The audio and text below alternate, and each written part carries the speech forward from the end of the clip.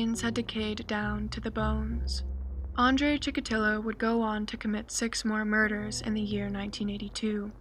During 2 separate business trips, he brutally murdered 14-year-old Luba Voleboyeva on July 25th, and 9-year-old Oleg Pozadayev, his first male victim, on August 13th. Luba's body was found on August 7th, but Oleg's body was never recovered. 16-year-old Olia Kuprina was killed on August 16th, just 3 days later. Andrei killed 19-year-old Ira Karabelnikova in September, 9 days before killing 15-year-old Sergei Kuzmin, a boarding school runaway. Andrei eventually confessed to authorities of the December 11th murder of Olga Stomachnok. The 10-year-old girl was apparently lured from a bus stop on her way home from piano lessons. However, Andrei later recanted this confession during his trial. At the end of 1982, Rostov police finally started connecting the dots that they had a serial killer on their hands. They formed a special unit to investigate the brutal murders, called Lesopolusa, or Forest Path, which came about because it was where most of Andrei's victims' bodies were found. Due to the nature of these murders, and the fact that they were stacking up quickly, police suppressed media coverage of any of it. Authorities didn't want to cause panic to the public about this unknown serial killer on the loose. But what's terrifying about Andrei Chikatilo wasn't just the fact that he was killing, it was how he was killing. To the police, their unknown suspect was more monster than man. He was purposely torturing his victims and drawing out their slow, brutal deaths, and he loved it. Almost all of the bodies that they found were mutilated to the point where it looked like a wild animal had ripped them to shreds. Abdomens were cut open with a full view of their internal organs, and many victims had their inner and outer sexual organs carved off. Autopsies of Andrei Chikatilo's victims revealed that these dissections occurred while some of the victims were alive and possibly conscious of what was happening to their bodies.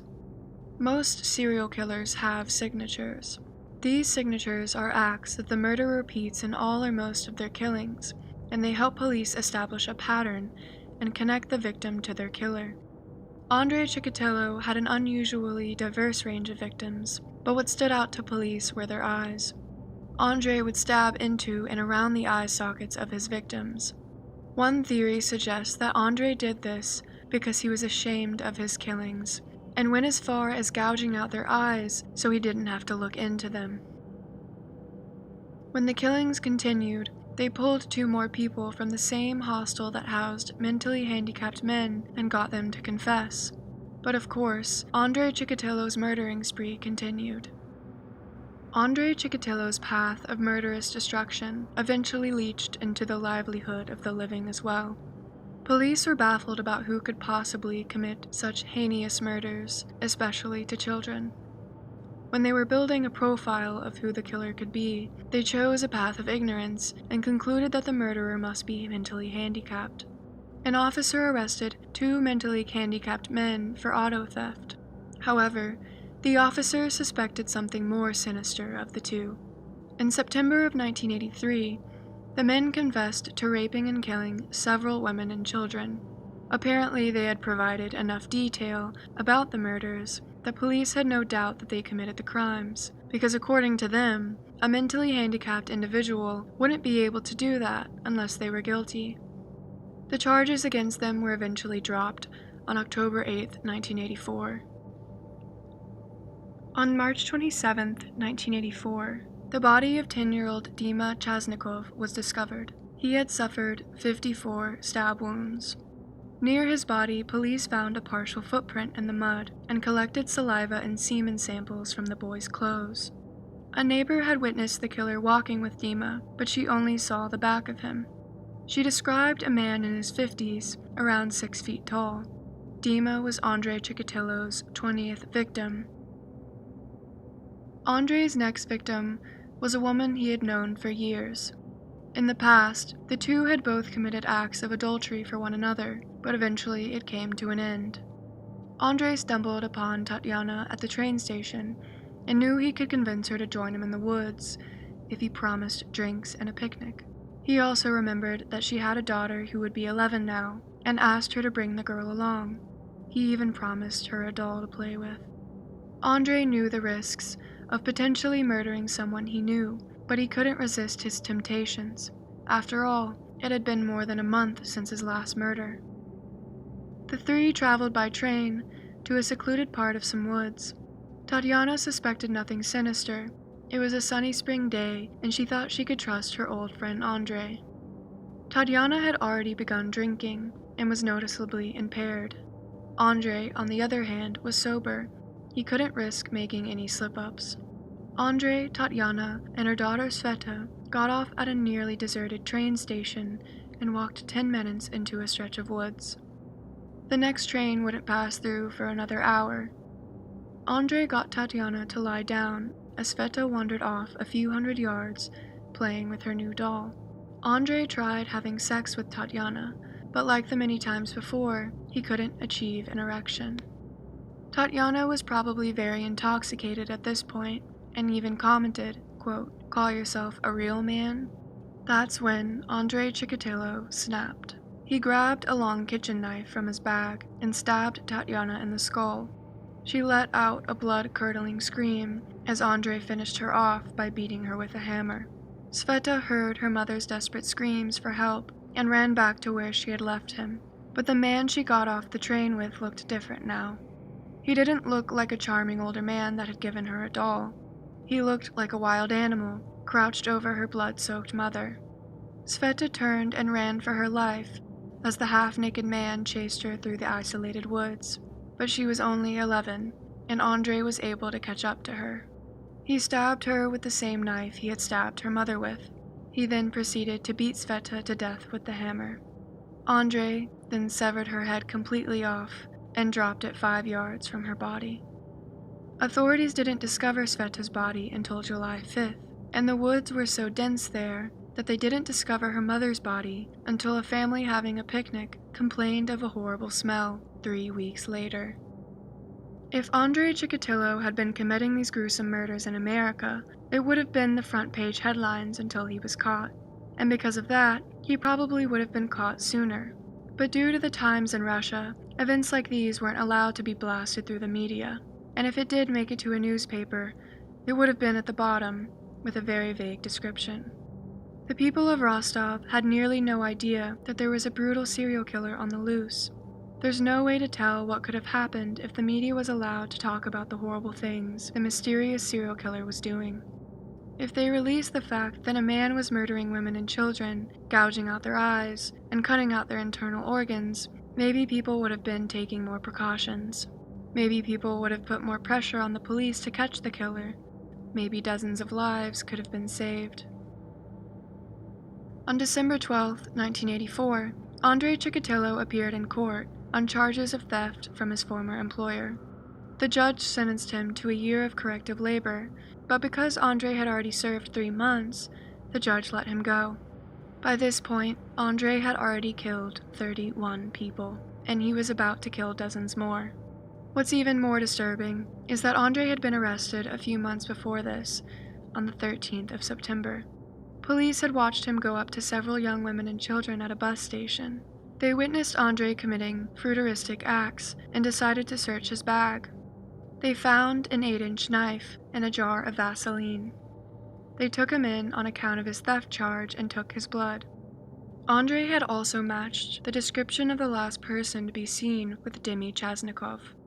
They compared his blood type to the semen samples found at the scene. It wasn't a match.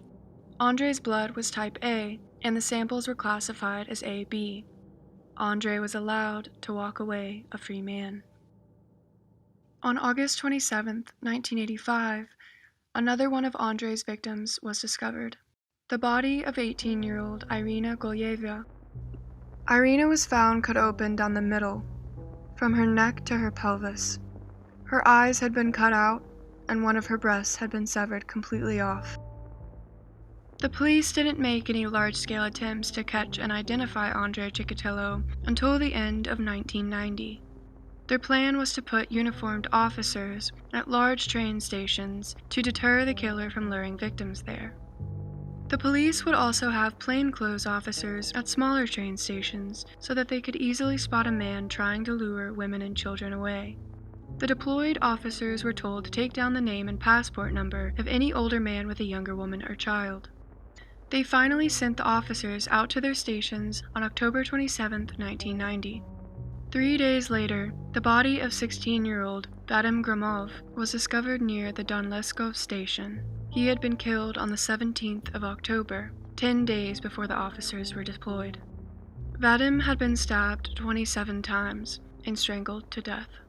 The young boy had been castrated and stabbed in the left eye. The tip of his tongue had been severed. On the same day that Vadim's body was found, Andrei lured 16-year-old Viktor Teschenko away from a station under surveillance by the police. He stabbed the boy 40 times in a nearby forest, and his body was found a week later. The way in which Andrei Chikatilo was finally taken down was from a stroke of luck. Andrei was just another name in an index of 20,000 people of possible suspects.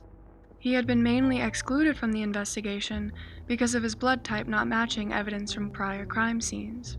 The leader of the regional crime squad, Fetisov, was passing by a crime scene on his way to a funeral. He made the decision to visit the crime scene instead when he heard it over his radio. Upon arrival, he mentioned Andrei Chikatilo.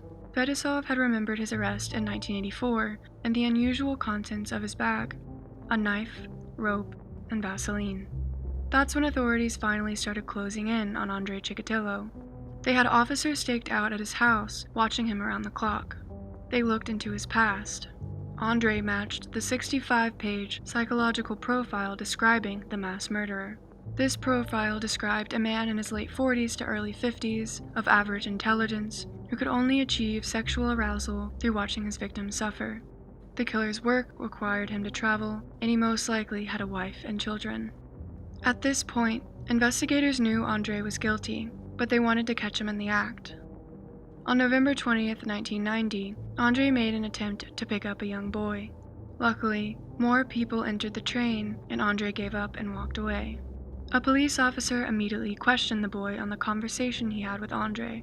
The boy said, quote, "He offered me some beer and suggested I go with him in his place to watch some videos." Later that morning, authorities decided not to wait any longer. They didn't want to risk another person's life. At this point, they didn't even know how many victims Andrei Chikatilo had. At 3:40 p.m. that same day, 3 officers approached Andrei outside a cafe and arrested him. He didn't question why he was being arrested. It made no attempt to resist. He didn't say a single word during the 40-minute drive to the police headquarters. Investigators questioned Andrei about his whereabouts on the dates of his victims' deaths. However, they began to worry. They still didn't have any solid evidence against him, and they could only hold Andrei for 3 days without charging. This time, instead of only taking Andrei's blood, they took his sperm and hair follicles. His sperm was a match. His blood was type A, but his sperm was AB. That factor was the only reason Andrei Chikatilo had been left off before.